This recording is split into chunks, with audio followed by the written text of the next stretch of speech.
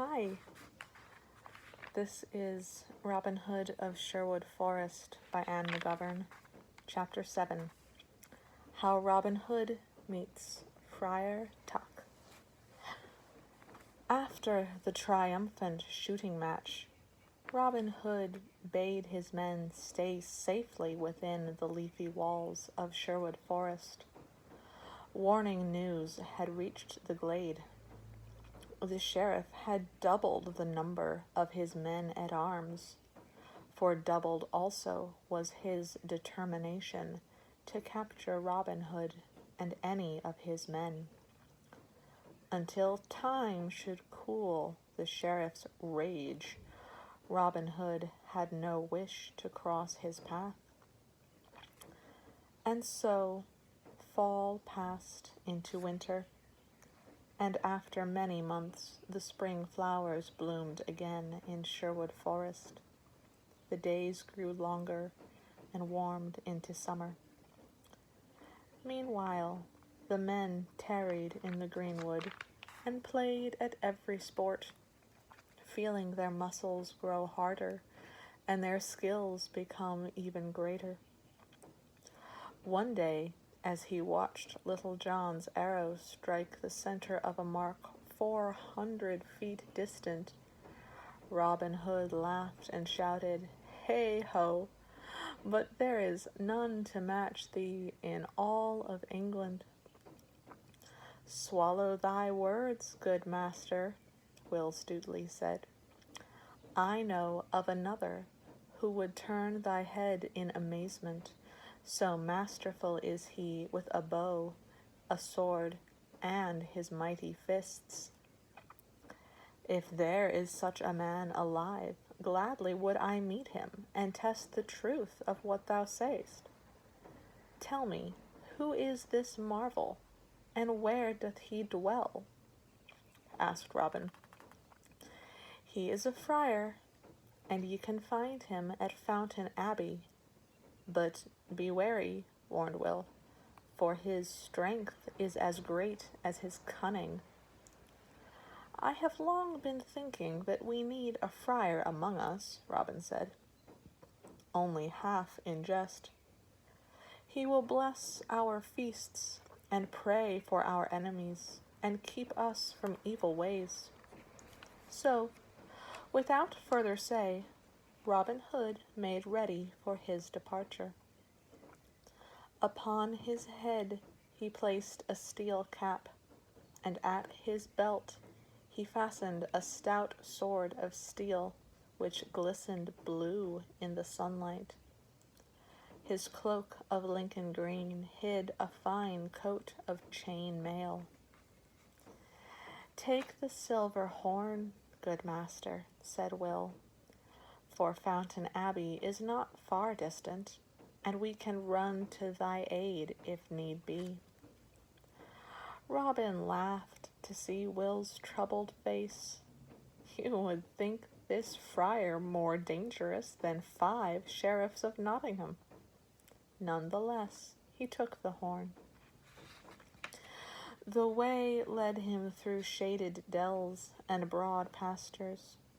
Wild flowers filled the air with a delicate scent and made garlands in the green meadows. Robin whistled merrily as he walked along the banks of a wide stream bordered by tall weeds and ferns swaying gently in the summer breeze. Suddenly he stopped, hearing voices. Listening to the words, he grew puzzled, for though one man asked a question and the other answered, the 2 voices seemed very much the same, and not a person did Robin see who could solve this mystery. Now one voice said, "I say a pasty made with green onions is far better than one made with meat alone." And the answering voice, which sounded very like the first, said, "Yea, there is truth in what you say, but green onions or blue onions, A pasty tastes like flour without this dark ale to drink along with it. Then have a sip, Robin Hood heard next. Verily I will, and thou must take thy 2 good hands and plunge them into my pie.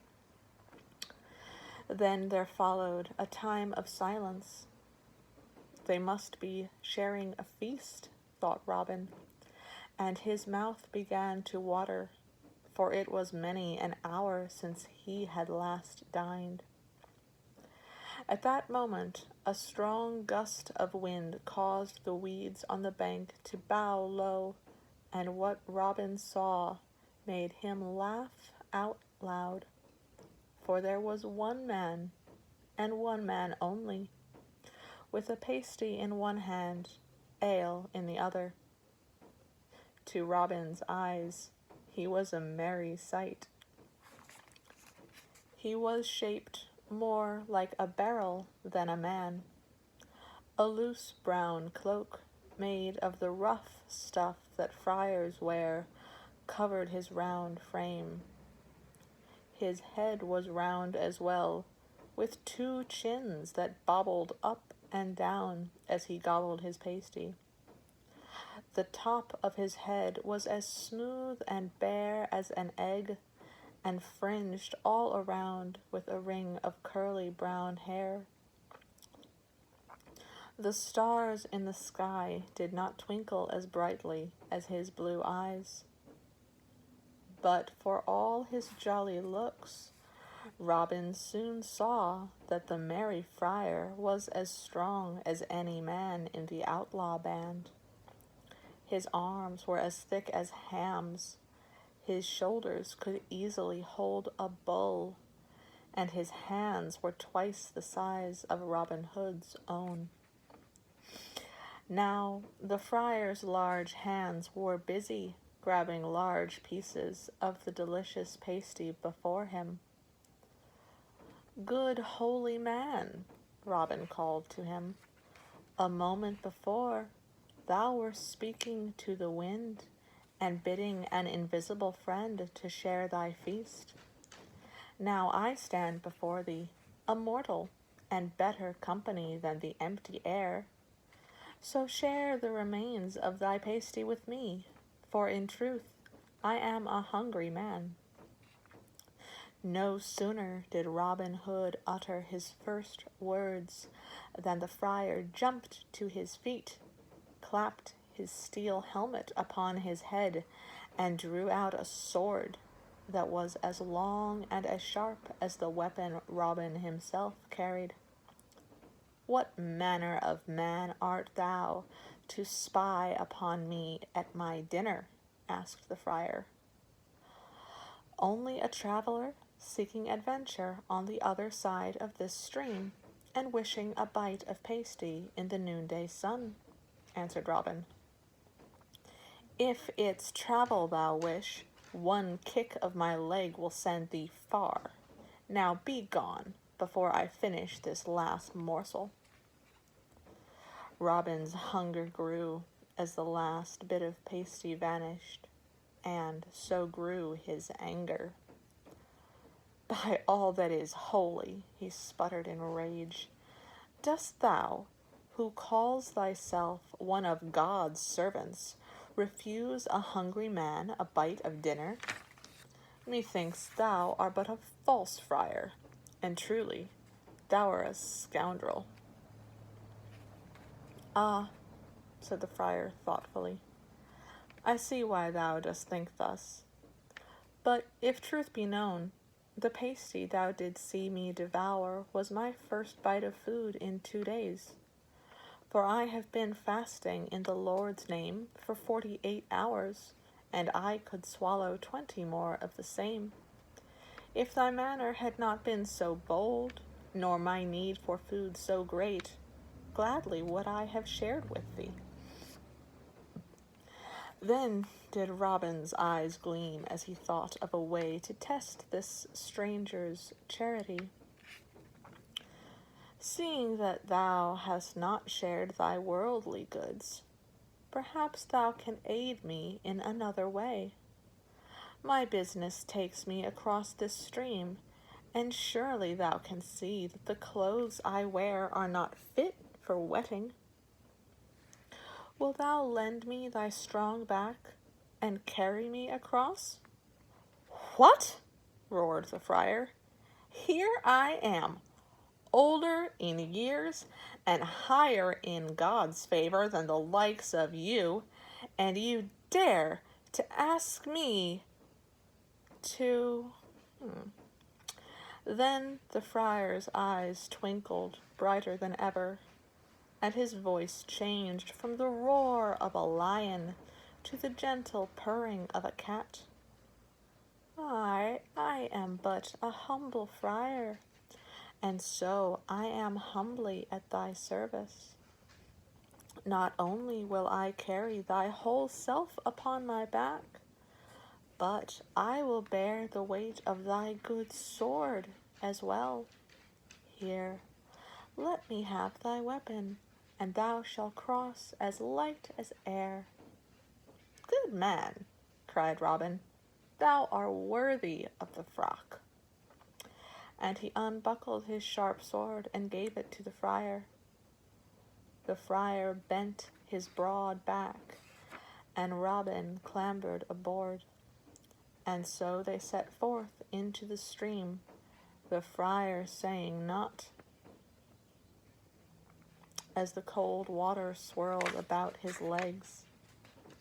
When they were across, Robin jumped down from the friar's back, saying, "I am beholden to thy kindness, good friend, and now, if thou wilt hand me my sword, I shall bid thee farewell."